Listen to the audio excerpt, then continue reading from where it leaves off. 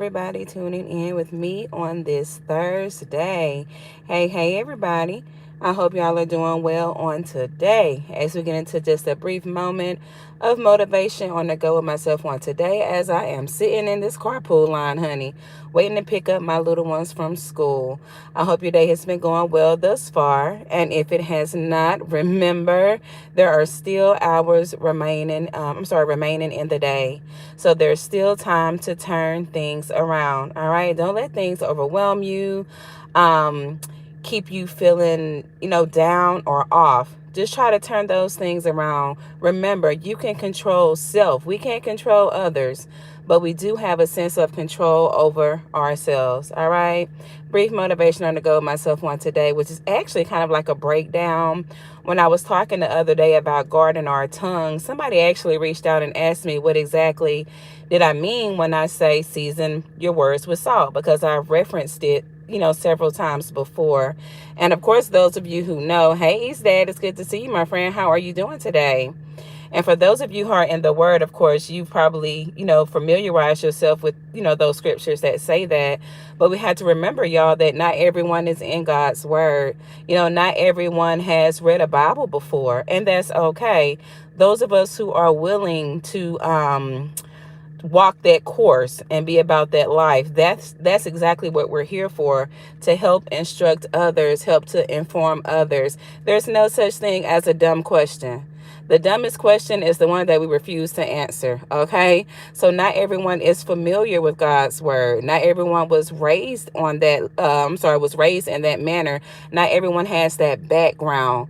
So for those of us who are familiar with God's word, we were raised with that background. Let's always take the opportunity to help others, to inform others. And if they ask you something, try your best to answer it for them. Don't steer away from the scriptures when you do. Try to, stay there.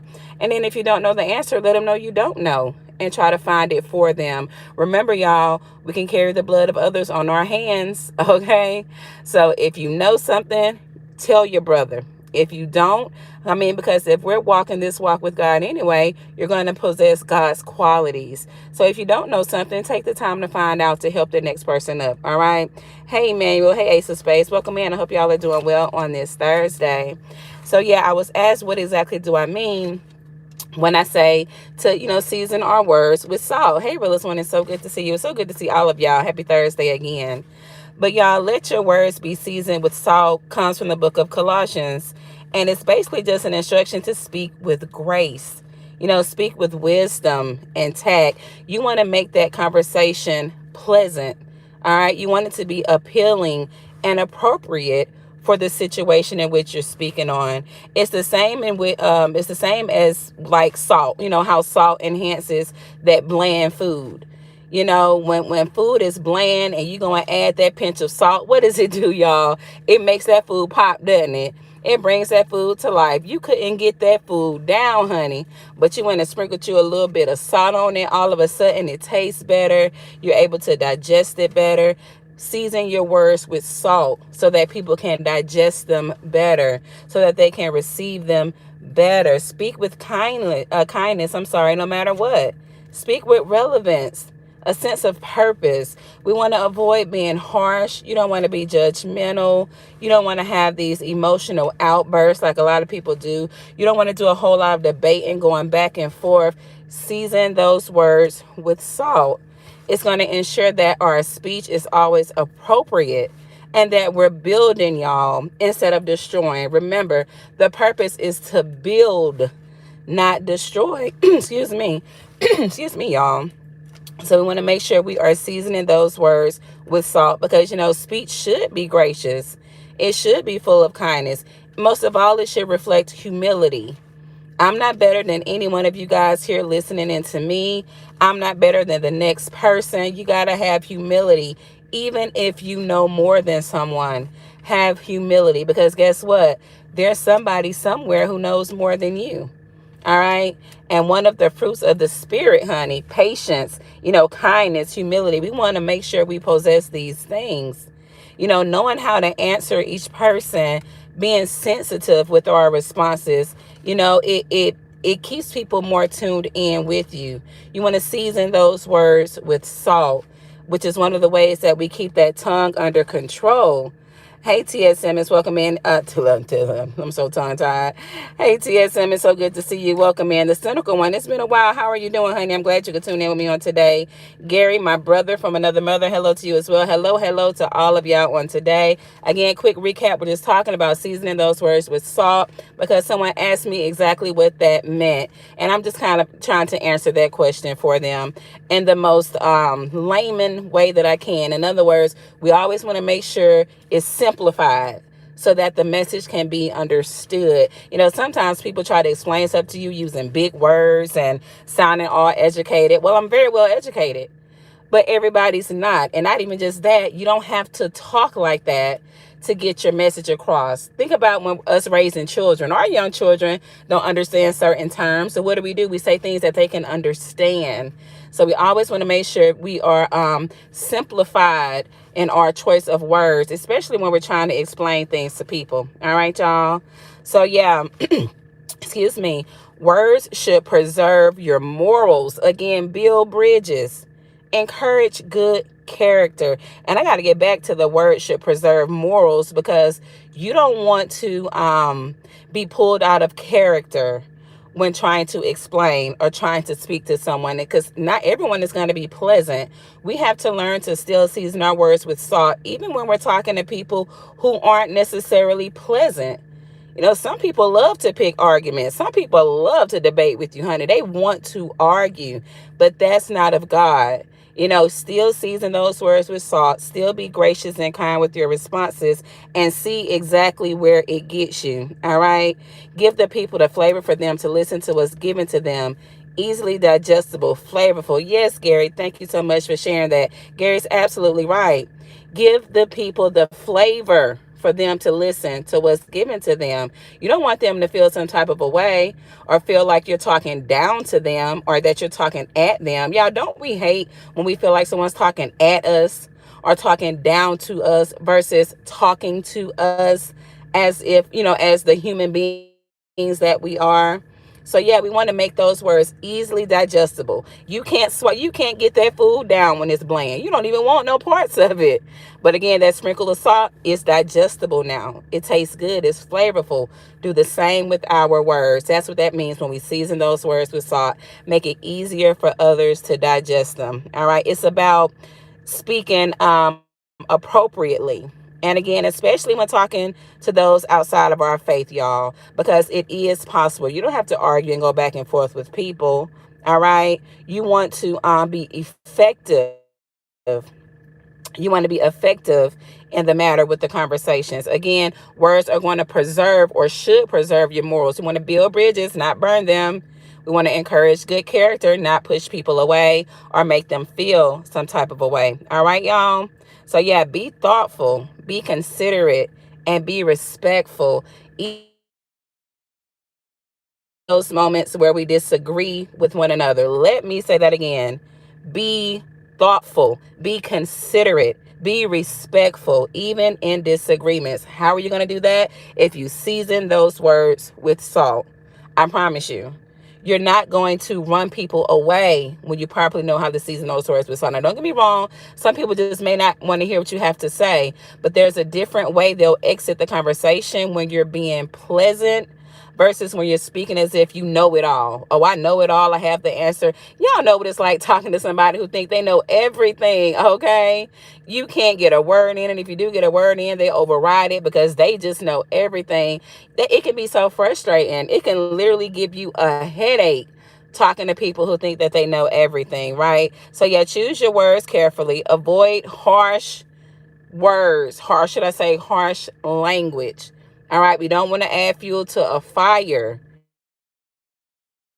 We want to douse out that fire. You can win a person over with a word that's scriptural. You can win a person over with a word. Actually, scripturally, is you can win a person over with your actions. But you can also, in this case that we're speaking on here, you can win them over with the word if you season those words with salt. All right? Be gentle, y'all. Be respectful. The aim is to connect with people, not cause division, not to separate, not to alienate. That's what the enemy does. That's what our adversary is here for. That's why so many people go neck and neck with one another. That's a fruitage of the spirit of Satan. You can't even have a conversation with certain people. That's because Satan is at play, the author of confusion. And as long as he can throw curveballs in here, throw curveballs in there, he's gonna do just that. All right. Y'all, we have so much to live for. And there's so many things that can add longevity onto our lives. There's many things, taking care of our health, being mindful of how we treat others, how we speak to others. Because again, remember, life or death is in the power of the tongue. We can speak it, honey, but we don't want to bring premature death upon ourselves. We want to add, or we want to have more longevity in our lives, if at all possible. So let's make sure we're doing the right thing. And we can start by how we talk to one another. I don't have to worship the same as you. I don't have to believe the same as you. I don't have to like the exact same things as you, but I can still respect you. I can still speak to you with common courtesy. I can still be decent in my choice of words, because I can season those words, even the ones that are going to be hard for you to digest. All right, guys, think about that for a moment, because a lot of times arguments pop up. They pop up because someone has something, the way someone says something or how they've said something. And I'm here to tell you that we need to steer away from that. That's just a ploy or plot to pull us into something where there's more division, and now we're at each other's throats. All right, that's my brief motivation to go with Shay on today. Again, season those words with salt. That's what the meaning of that is. To the person who asked me about that, it means to speak to people with grace, wisdom, and tact. Let's make the conversation pleasant for us both, for the one that's on the receiving end of it or the giving end. Let's meet up in the middle so that we both can enjoy the conversation. Again, y'all, the way you talk to somebody speaks a lot about your inner spirit as well. You don't have to yell. Don't get upset. You ever be talking to someone and they get mad, they get upset, they start raging out, and you're sitting there looking like, oh my gosh, all I did was ask a question. All I did was say a word. The Bible speaks about that man full of rage. And when the scriptures refer to man as a mankind, the Bible tells us to stay away from people who are angry to that extent, who rage out like that. Y'all, that's not of God. That's a character flaw. Be mindful of that. The way someone treats one person, they'll treat the next person. A person who is kind, pleasant, loving, and giving, that's in their character. They're going to be that way. All right. If they're quick to get into arguments, they're argumentative, they're filled with hate and all of that. Trust me, there's other things, other darker fruitages of the spirit lingering there as well. All right. I remember my mom telling me to pay attention to how a person respects their parents. I'll never forget my mom telling me that, because she said the way a person handles their parent, and of course, in most cases, it's the mom that's raising. Even when there's a dad present, typically mom handles the nurturing aspect. My mom always told me to pay attention to how people treat their mom or their caregiver or their parents, because if they'll be disrespectful, rude, and short with them, honey, they will do the same thing to you. And boy, was she right. Okay, I should have ran for the hills the first time I saw someone be disrespectful to their mother, honey. I'm telling you, there's never an excuse. That is something sinister lingering there. All right. Pay attention to how people treat others. Don't think that, oh, well, they must have done this, they must have done that. No, honey. A character flaw is a character flaw, and you will get the same treatment unless people get into the mindset where they want to change and they turn away from their ways and they work on themselves. That's the only way you're not going to get that treatment. You may not get it today, you may not get it tomorrow, but you're going to get it. And especially if they've given it to their mother, a caregiver, a parent. All right. We shouldn't. The way I was raised, honey, I was too scared to lose a tooth. What are you talking about? Okay. So, yeah, y'all, that's my little motivation on the go for today. Hey, Emmanuel, I don't know if I spoke to you. Did I speak to you, Emmanuel? If I didn't, you already know what it is. I emailed you too. Okay, I'm going to check my email, TSM. You know how I am with those emails, honey.